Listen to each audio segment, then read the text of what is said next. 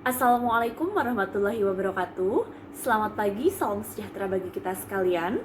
Perkenalkan, saya Fiona Desi Arisandi, mahasiswa Fakultas Psikologi Universitas Mercu Buana, Jakarta.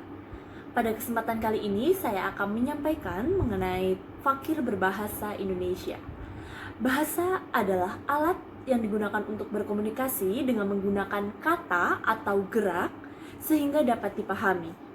Menurut Kamus Besar Bahasa Indonesia, bahasa adalah sistem lambang bunyi yang arbitrer yang digunakan oleh anggota dari suatu kelompok untuk berinteraksi, bekerja sama, dan mengidentifikasikan dirinya.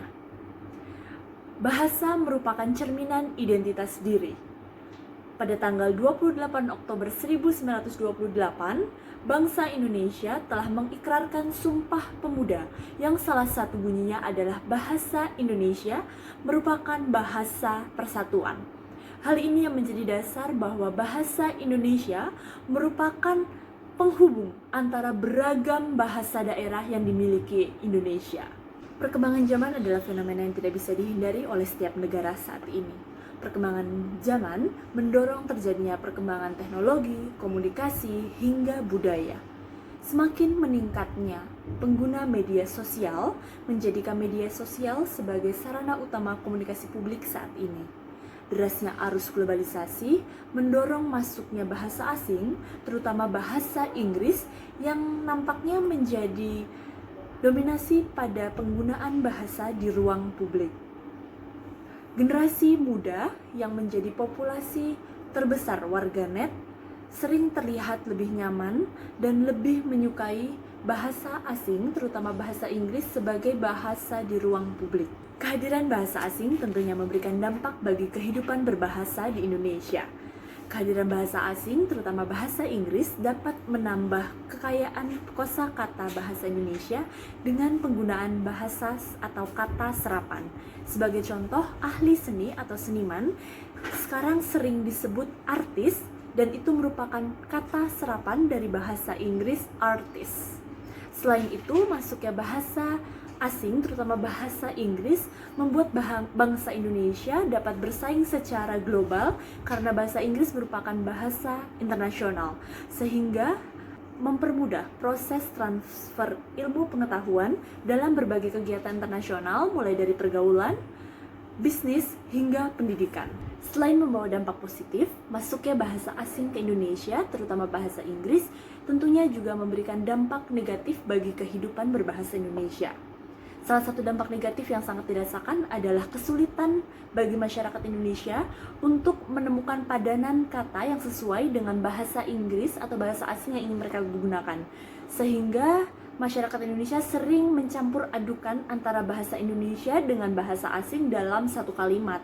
Hal ini tentunya menyebabkan kalimat yang digunakan menjadi kurang baku atau tidak baku. Dampak negatif lainnya, masyarakat Indonesia menjadi lebih peduli terhadap bahasa asing, terutama bahasa Inggris, karena bahasa asing atau bahasa Inggris adalah bahasa internasional, sehingga terbentuk stigma bahwa masyarakat, terutama generasi muda yang bisa menguasai bahasa Inggris, memiliki nilai lebih dibanding yang tidak bisa menguasai bahasa Inggris.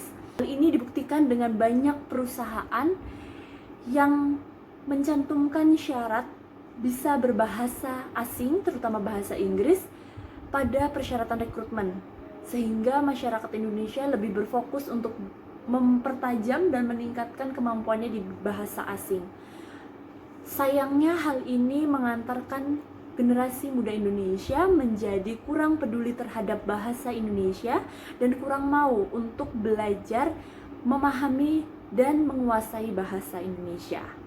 Dampak negatif lainnya dari masuknya bahasa asing ke Indonesia adalah kurangnya rasa cinta dan bangga terhadap bahasa Indonesia yang terjadi pada generasi muda Indonesia.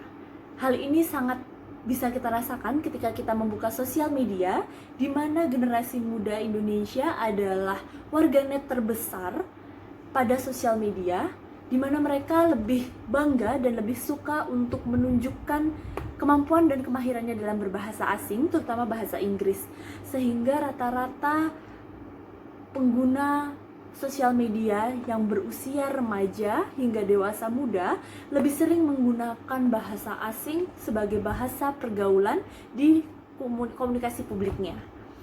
Hal ini mungkin terjadi karena mereka merasa bahwa kosakata yang dimiliki dalam bahasa Indonesia masih kurang banyak dan kurang bisa memadai kebutuhan-kebutuhan akan berkomunikasi mereka.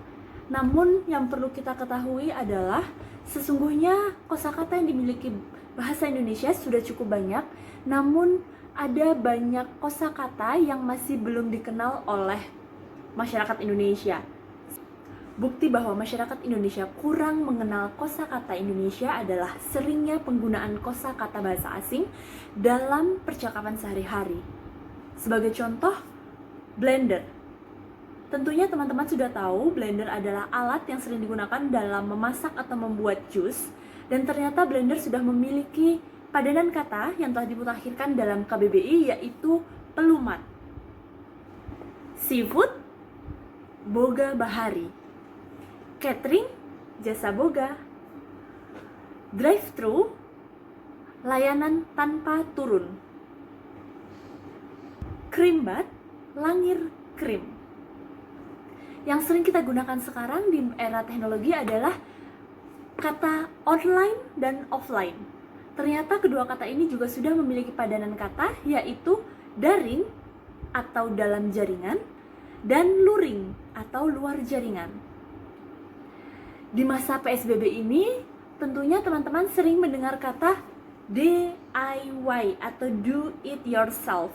Ternyata padanan kata untuk do it yourself adalah swakarya. Untuk teman-teman yang perempuan, tentunya sudah pernah melakukan rias wajah ya. Sebenarnya, bahan-bahan dalam rias wajah sudah memiliki padanan kata dalam bahasa Indonesia. Sebagai contoh, eyeshadow adalah pulas mata. Blush adalah pewarna pipi. Lipstick memiliki padanan kata lipstick. Dan semua make up atau rias wajah yang berbahan waterproof itu berarti bisa digantikan dengan padanan kata kalis air, dan semuanya telah dimutakhirkan dalam KBBI.